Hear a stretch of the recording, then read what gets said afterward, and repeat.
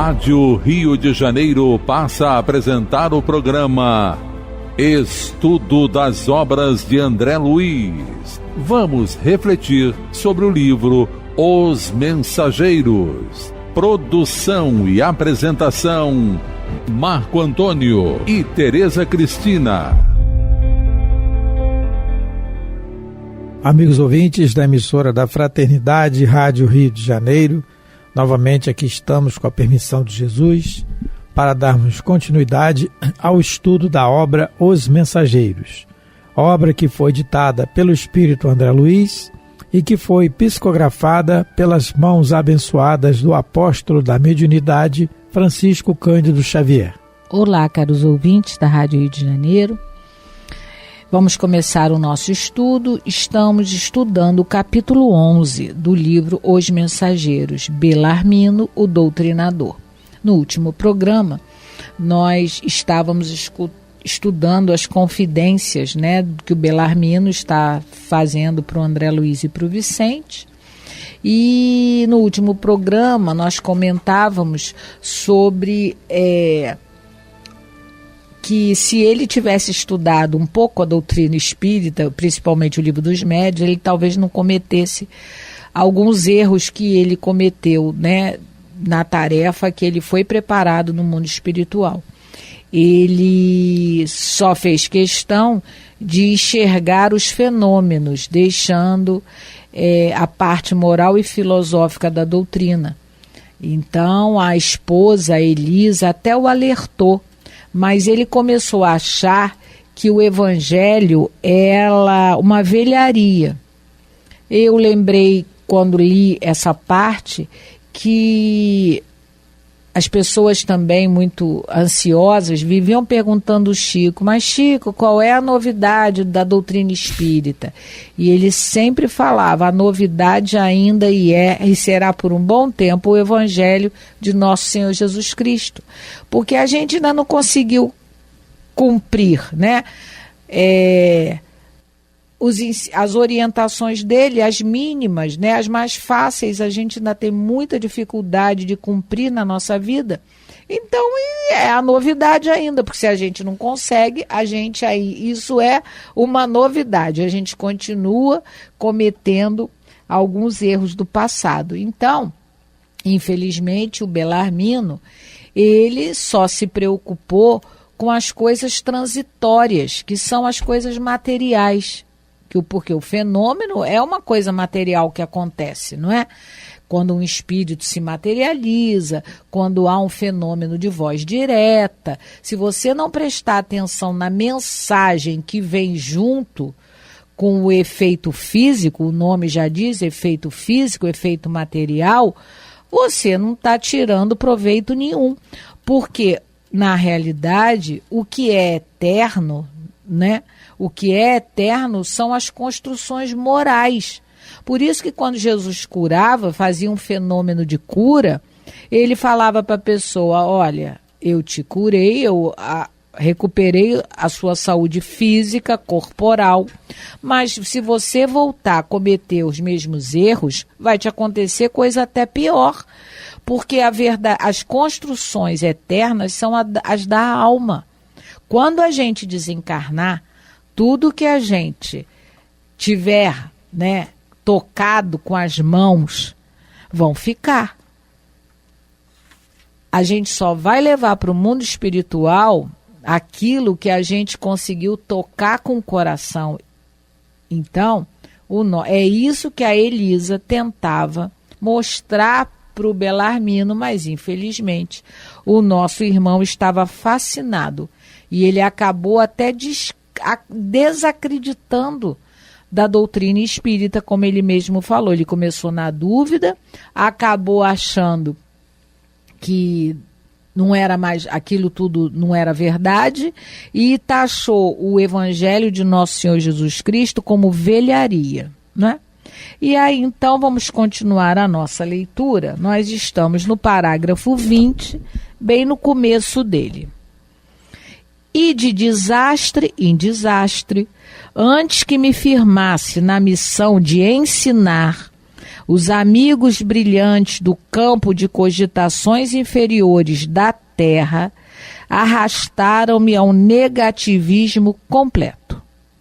Do nosso agrupamento cristão, onde poderia edificar construções eternas, que foi essa que eu acabei de falar, que são as da alma, que a traça não come, a ferrugem não enferruja e nem o ladrão leva, né? Transferi-me para o movimento não da política, que eleva, mas da politicalha inferior. E aí tem o jeito de aparecer que ele não conseguiu lá com os espíritos nas reuniões mediúnicas, não é? Ele vai conseguir agora através da política, né? A parte que ele está interessado, que é a parte só material. E aí eu estava vendo essa questão da política, o que os espíritos têm para nos dizer sobre a política, e eu achei uma página no livro Alma e Luz, quem tiver interesse, do Emmanuel, chamado Política. Eu vou ler só uns trechinhos aqui que é muito interessante. O Evangelho apresenta igualmente a mais elevada fórmula de vida político-administrativo aos povos da terra. Não é à toa que Jesus falou, dai a César o que é de César e a Deus o que é de Deus, fazendo com que a gente saiba separar as coisas. E aí ele diz que ele diz nessa página também o seguinte: o Evangelho de Jesus ainda está acima da compreensão vulgar das criaturas. Quase todos os homens se atiram à conquista dos postos de autoridade e evidência, mas geralmente se encontram excessivamente interessados com as suas próprias vantagens no imediatismo do mundo, porque essa é a tal da politicalha inferior. Não é que não existe só aqui no Brasil, é no mundo todo, a gente sabe disso. Políticos que, ao contrário, né, de se preocuparem com a saúde, o bem-estar da população, estão muito mais preocupados, como, né, o Emmanuel está dizendo aqui para a gente, com as próprias vantagens do imediatismo no mundo. Esses ignoram que o Cristo aí conta com eles, não como quem governa tirânica ou arbitrariamente, mas como quem serve com alegria, não com quem administra golpes de força, mas como quem obedece ao esquema divino, junto dos seres e coisas da vida. Jesus é o supremo governador da terra e, ao mesmo tempo, o supremo servidor das criaturas humanas, porque o político verdadeiro, ele é aquele que veio para servir e não para ser servido. E aí o nosso amigo aqui fez exatamente isso. Ele não entrou na política para servir ao povo. Ele entrou para se servir. Por isso ele diz que ele não ficou na política que eleva, mas sim na politicalha inferior que impede o progresso comum e estabelece a confusão dos espíritos encarnados. E a respeito da política também, principalmente nós que estamos vivendo momentos assim, né, de extremismos e tal, muitas discussões, amizades são desfeitas por causa de política, é um absurdo, né? Então, no livro Consolador, vamos procurar a resposta dos espíritos, né? Que é a nossa orientação certa, a orientação certa para nós. No livro O Consolador, da psicografia de Chico e ditado pelo Emmanuel, foram perguntas feitas de vários confrades, trabalhadores da época ao Emmanuel, e na pergunta número 60 tem assim a pergunta: como se deverá comportar o espírita, perante a política do mundo?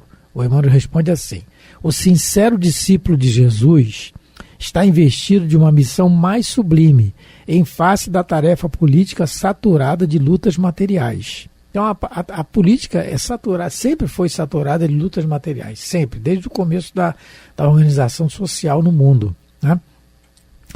E ele continua assim: essa é a razão porque não deve procurar uma situação de evidência para si mesmo nas administrações transitórias do mundo, na política. Agora, e quando convocado, se for convocado a tais situações, pela força das circunstâncias, deve aceitá-las não como galardão para a doutrina que professa, mas como provocação imperiosa, mas como provação imperiosa e árdua, onde todo o êxito é sempre difícil. Então ele está dizendo que não é para trazer a política para a doutrina que a gente professa, que ele aceite por força das circunstâncias, porque há casos e casos, né? Mas para levar o bem, mas não para trazer para a doutrina. E está dizendo assim que o espírita sincero deve compreender que a iluminação de uma consciência não é pela política, é pela tarefa do evangelho junto das almas encarnadas na Terra, que é a mais importante de todas, visto constituir uma realização definitiva e real, porque a política é transitória. E ele finaliza dizendo assim, trocá-la, quer dizer, trocar a missão da doutrina por um banquete dos estados é inverter o valor dos ensinos. Porque todas as organizações humanas são passageiras, em face da necessidade de renovação de todas as fórmulas do homem, da lei do progresso universal. Então, a política é passageira, agora a nossa transformação moral é eterna. Então, não é para trazer a política para a doutrina, isso o Emmanuel está falando. Mas lá no Livro dos Médiuns, no capítulo 30 da segunda parte do Livro dos Médiuns, Kardec coloca o regulamento da Sociedade Parisiense de Estudos Espíritas.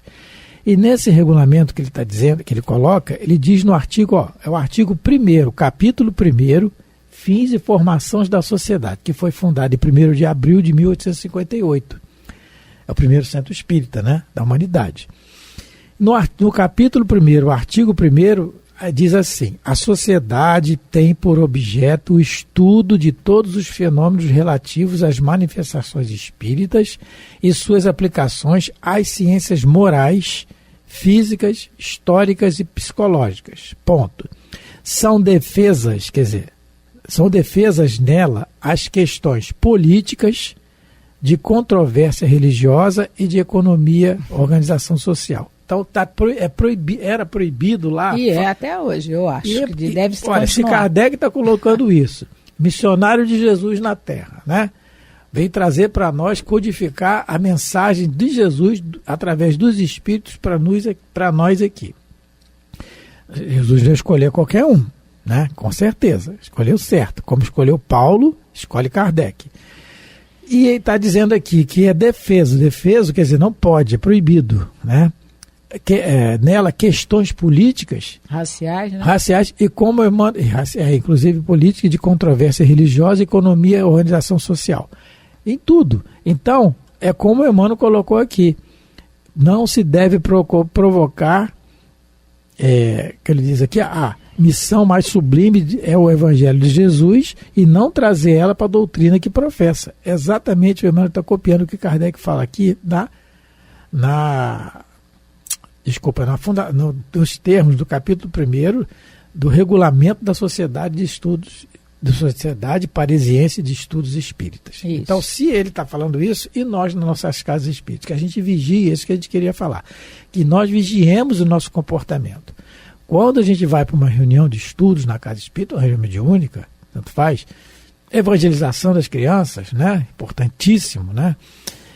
E que a gente vá com o evangelho na mente e tentar botar ele no coração. É mais difícil, mas a gente tenta, a gente passar o evangelho. Não é a política do mundo, não é se eu votei em fulano ou ciclano, A ou B, partido A ou partido B, não é isso não é lugar, a casa espírita não é, a casa religiosa não é lugar disso, principalmente a casa espírita. Por que principalmente? Porque nós temos a mensagem direta dos espíritos dizendo que não, do codificador, dos espíritos. Tem outras mensagens aqui que a gente podia fazer um programa inteiro só disso. Mas não tem outra, é só a gente procurar que a gente tem. Então é para evitar, porque isso gera discórdia, gera aborrecimento. E como é que fica o campo mental ali para os espíritos trabalharem? Não é? É isso que eu ia falar. Quando ele diz aqui que a politicária inferior impede o progresso comum e estabelece a confusão dos espíritos encarnados.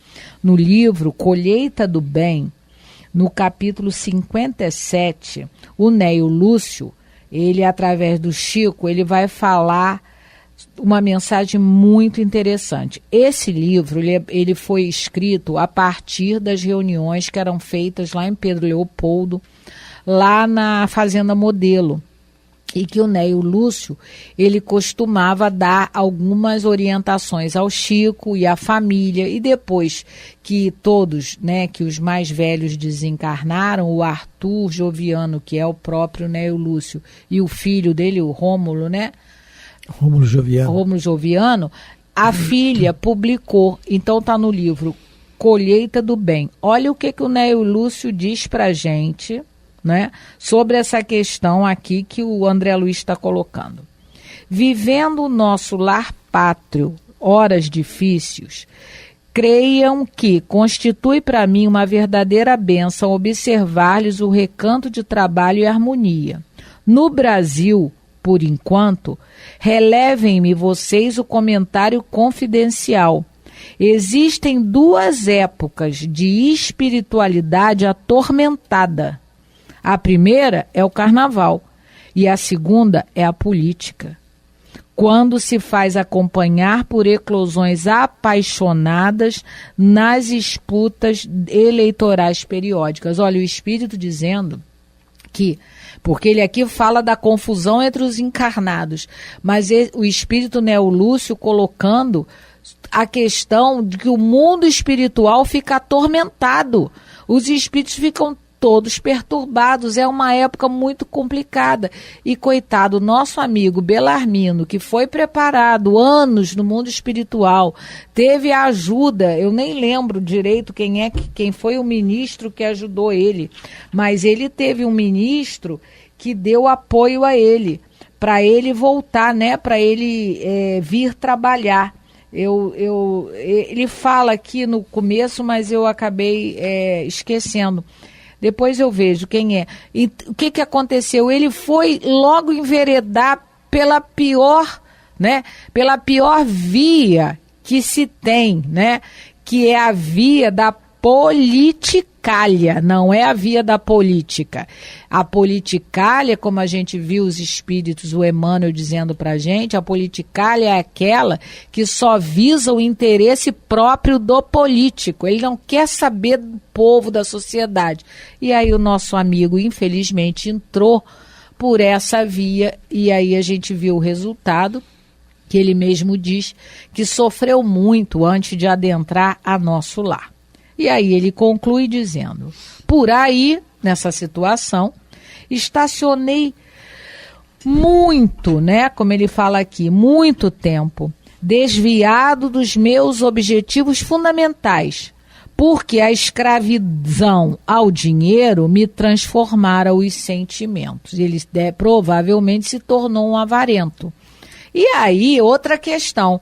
Mas ter dinheiro é problema? É problema, Marco?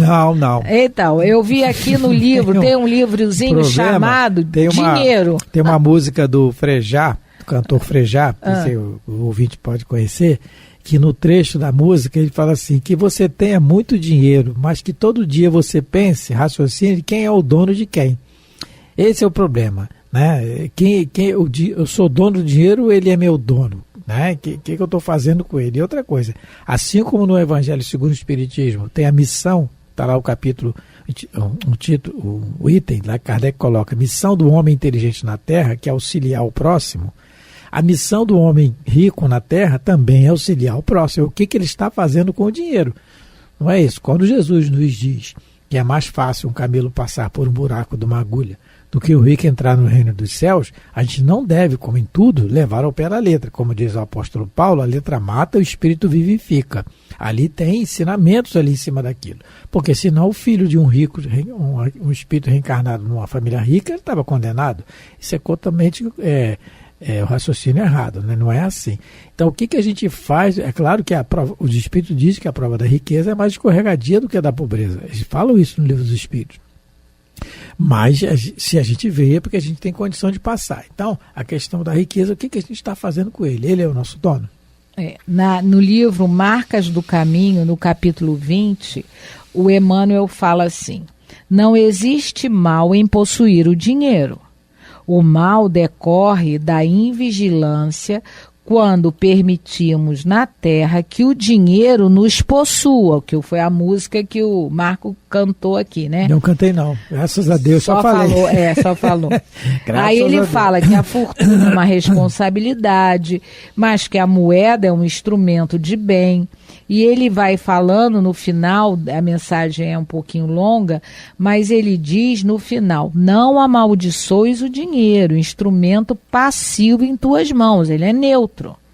Faze-o servir contigo sob a inspiração do Cristo, e todas as tuas possibilidades financeiras serão valiosos talentos em teu caminho, cooperando com teu esforço na edificação do reino de Deus. Então, o problema aqui não é o dinheiro, ele se escravizou ao dinheiro. Ele deixou que o dinheiro dominasse a vida dele, não é? Ele que encarnou com tantas expectativas, né, com tantas promessas feitas no mundo espiritual, com estudo mesmo feito, ele, infelizmente, ele não conseguiu superar as tendências que ele trazia dentro dele, né? Porque ele não conseguiu se transformar moralmente, porque se ele, né, ao que parece, o ponto nevrálgico da alma dele era a vaidade e o poder. Ele queria ter conseguido isso lá no espiritismo, não é? Mas ele não conseguiu. O que ele fez? Ele resolveu abandonar tudo. Bom, aqui eu não vou conseguir nada, vou para a política. Para a politicália, que foi a que ele se macumunou. Né? Tem um livro intitulado Dinheiro, do Emmanuel, muito bom.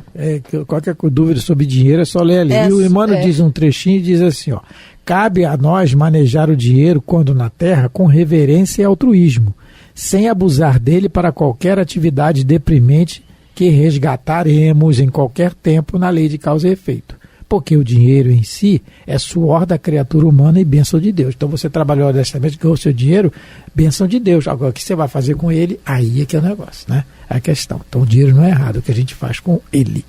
Então, e tem parágrafo 21. E assim foi até que acabei meus dias com uma bela situação financeira no mundo e, pontinho, um corpo crivado de enfermidades, com um palácio confortável de pedra e um deserto no coração. A revivescência da minha inferioridade antiga religou-me a companheiros menos dignos no plano dos encarnados e dos desencarnados. E o resto, o meu amigo poderá avaliar: tormentos, remorsos e expiações. Concluindo, asseverou: mas como não ser assim? Como aprender sem a escola, sem retomar o bem e corrigir o mal? Sim, Belarmino, disse, abraçando-o, você tem razão. Tenho certeza que não vim tão só ao centro de mensageiros, mas também ao centro de grandes lições. Então, ele começou, né, infelizmente, pelo caminho do céu e terminou, né, no caminho do inferno. Ele foi para o inferno pelo caminho do céu. É isso, ele foi para o inferno, isso mesmo. Isso aí é uma frase que a gente fala assim, mas não existe inferno como local geográfico, né? A gente sabe estado de alma. Estado de alma, então, né? E o André Luiz, e o que é muito importante, o que o André Luiz está fazendo, ele está tentando aprender com o erro do outro. A gente não precisa errar para aprender. Se a gente observar o erro de alguém e tentar não cometer o mesmo erro, a gente está fazendo um aprendizado. É o que o André Luiz está fazendo, conversando, observando, né? Não é à toa que o Aniceto deixou ele e o Vicente para que eles pudessem fazer essas observações e tirarem proveito dela, porque não é só para ficar escutando a fofoca da vida dos outros, é tentar ver onde eles erraram e não tentar cometer o mesmo erro. Mas chegamos a mais um final do programa. Hoje nós estudamos e terminamos de estudar o capítulo 11 do livro Os Mensageiros. Que Jesus abençoe a todos, muita paz. Muita paz a todos, fiquem com Deus. Você ouviu pela Rádio Rio de Janeiro o programa Estudo das obras de André Luiz, com o livro Os Mensageiros. Produção e apresentação: Marco Antônio e Tereza Cristina.